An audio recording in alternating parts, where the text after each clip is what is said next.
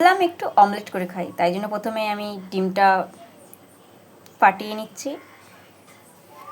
দেখো ডিমটা ফাটিয়ে নিয়েছি। এই যে পেঁয়াজ কুচি করছি,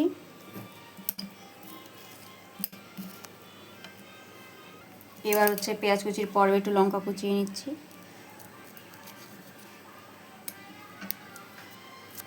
এবার এই ফাটানো ডিমের মধ্যে পেঁয়াজ কুচি কাঁচা লঙ্কা কুচি দিয়ে দিলাম। আমি একটু ধনেপাতা কুচি দিচ্ছি,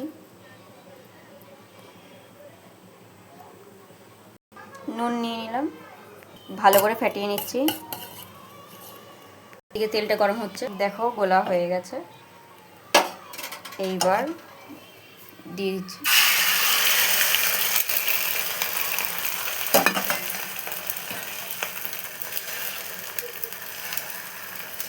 দেখো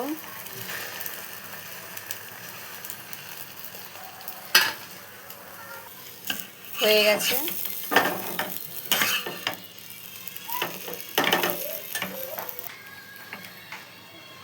নিয়ে নিলাম ভাতে। এখন অমলেট দিয়ে ভাত খাবো।